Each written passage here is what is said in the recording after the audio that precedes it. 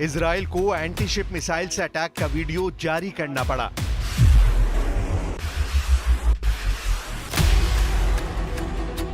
Syria के जंगी जहाज कैसे पोर्ट पर ही डुबो दिए गए, ये साबित करना पड़ा।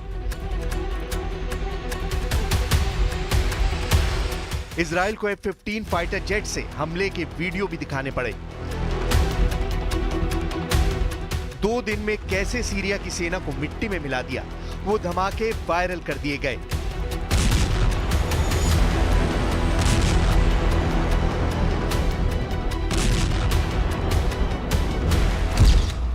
आखिर नेतन्याहू का इरादा क्या है? बशर अल असद को सत्ता से हटाने वाले मिशन के बाद भी इजराइल क्यों घबराया हुआ है? क्या सीरिया में ISIS की वापसी ने इजराइल को बहुत बुरा फंसा दिया है? तो उसका जवाब है ये वीडियो। सीरिया के लताकिया का ये वीडियो वायरल है। एक पिकअप ट्रक पर ISIS के आतंकी अपने झंडे के साथ भीड़ में परेड कर रहे हैं। मैसेज बहुत साफ है, सीरिया में फिर से ISIS का कब्जा हो चुका है। अबू बकर अल बगदादी के बाद अब अबू मोहम्मद अल जूलानी ने बगदादी पार्ट 2 वाला राज कायम कर लिया है। आप इसे ISIS 2.0 कह सकते हैं, जिन्हें विद्रोही और बागी बताकर तुर्की, अमेरिका और इजराइल ने मदद पहुंचाई। अब उसी जूलानी का आतंकी गुट हयात तहरीर अल शाम ने नए ब्रांड के साथ सीरिया में ISIS की हुकूमत तैयार कर दी है।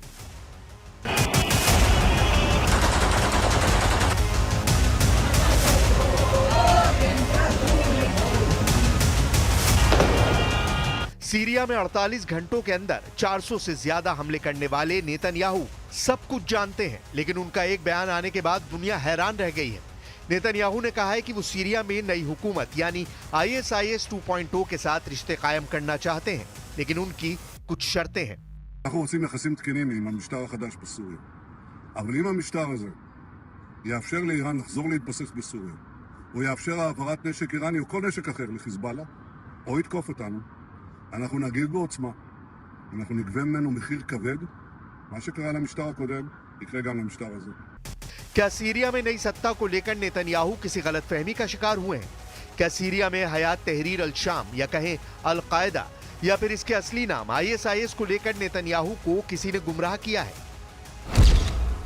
इन 2 तस्वीरों की तुलना इस वक्त सोशल मीडिया पर बहुत वायरल हो रही है।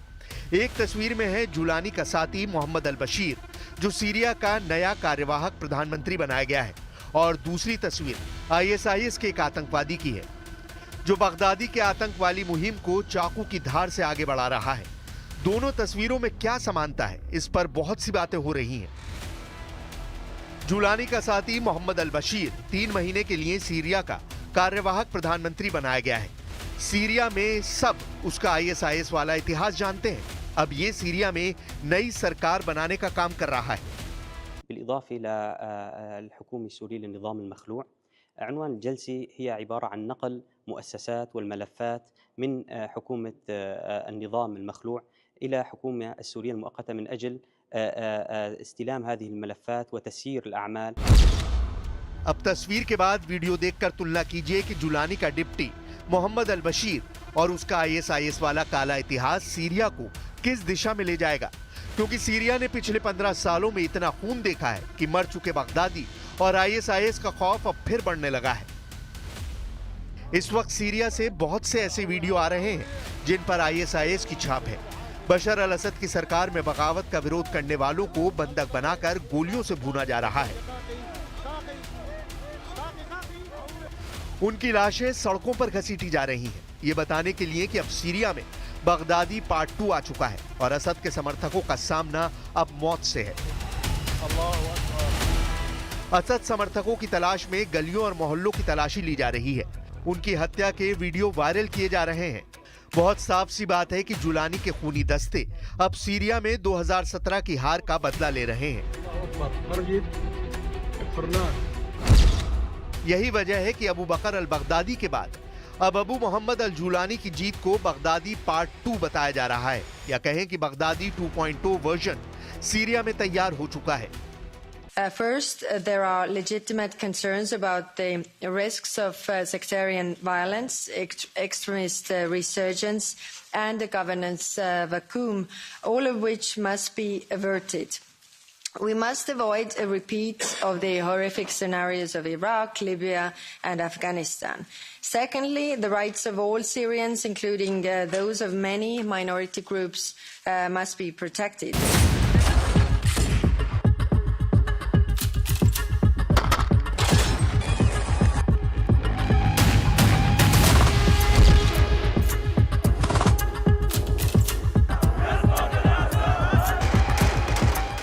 इस पिकअप ट्रक के आगे देखिए आईएसआईएस का झंडा लगा हुआ है। ये वीडियो पूरी दुनिया देख रही है, लेकिन सीरिया में हुए तख्तापलट के पीछे क्या वजह थी, कौन कौन सी ताकत थी, इस पर सब चुप्पी साधे हुए हैं। हालांकि सीरिया में गोलान की पहाड़ियों पर पहुंचे बेंयामिन नेतन्याहू ने बता दिया कि बशर अल असद की सरकार गिरने की क्या बड़ी वजह रही। This collapse is a direct result of our forceful action against Hezbollah and Iran, Assad's main supporters. It set off a chain reaction of all those who want to free themselves from this tyranny and its suppression.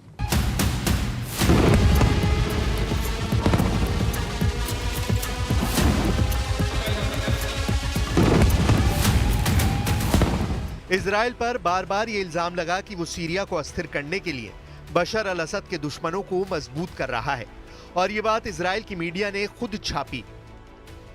Times of Israel में खबर 14 जनवरी 2019 को छपी थी कि Israeli सेना के chief of staff गादी आजनकोट ने सीरिया के विद्रोहियों को हथियार सप्लाई करने की बात मान ली है।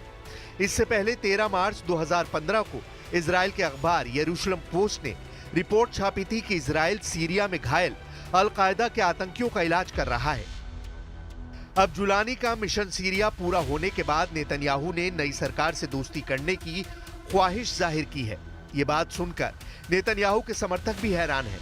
लेकिन नेतन्याहू अब सीरिया में गोलान की पहाड़ियों पर पहुंचकर अपनी बड़ी जीत का दावा कर रहे हैं। टूटा और बिखरा हुआ सीरिया, जो इस वक्त आईएसआईएस के आतंकवाद की चपेट में है, नेतन्याहू की सेना उसके उस खास हिस्से पर काबिज हो गई है।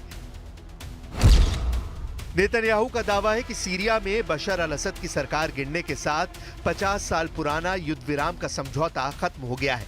इस वजह से इजराइल ने सीरिया के इलाके में बफर जोन बनाने का फैसला किया।